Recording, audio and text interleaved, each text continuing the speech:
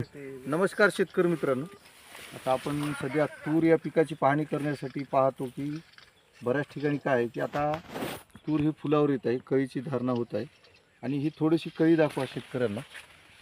आता शेतकरी मित्रांनो, जी आपली जी तूर आहे आत्तापासूनच बहारावर येत आहे आणि या बहारावर येणाऱ्या तुरीसाठी जे आपल्याला नियोजन करायचं आहे हे बऱ्याच ठिकाणी काय असते की अशा ठिकाणी याला रसशोषक किडी किंवा आपल्याला ह्याच्यामध्ये जी दंश करतात ह्याला आणि याची जी गळ होत असते ही भरपूर प्रमाणात होत असते.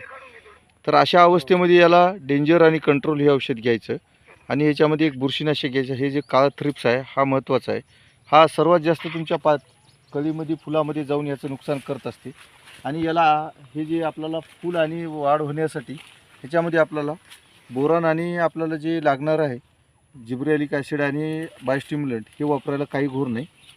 अशा अवस्थेमध्ये तुम्ही जे फवारणी घेणार आहात तर ह्याच्यामध्ये एक बुरशीनाशक पण वापरत चला आणि जे तुम्हाला जर शक्य असेल तर शेंडा आता कट करायचा नाही. बऱ्याच ठिकाणी आपल्याला शेतकरी म्हणतात की शेंडा कट करावं. तर आता हे जे काय आहे ना, आता अशा ठिकाणी आपली पानाची भरपूर ठिकाणी असे आपल्याला पानं हे चिपकून दिसत असतात आणि ह्याच्या आतमध्ये जे आहे ही आपल्याला आळी खात असते अशा पद्धतीनं. आणि ही जी आळी असते हे या पानामध्ये अंड्यातून बाहेर आली का हिचं काम आहे जन्माला आल्याबरोबर खाणं. ह्याचं नियोजन करा मित्रांनो. ह्याच्यामध्ये बारीक सूक्ष्म आळ्या असतात. ह्या आळ्या आपल्या पिकाचं फुलाचं नुकसान करत असतात. ह्या ज्या आळ्या आहेत हे पहा तुम्ही. आणि ही आळी एवढी बारीक आहे, सूक्ष्म आहे, हे आपल्या नजरेत पण नाही पडत.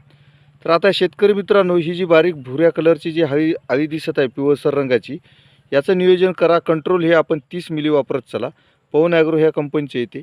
आणि ह्या आळीचं तुम्हाला जर नुकसान तुम्ही जर नुकसान करणारी जी पद्धत आहे ही जर टाळली तर आपलं निश्चितच उत्पन्न वाढणार आहे आणि आपल्या शेतकरी मित्रांच्या उत्पन्नामध्ये भरघोस वाढ होणार आहे.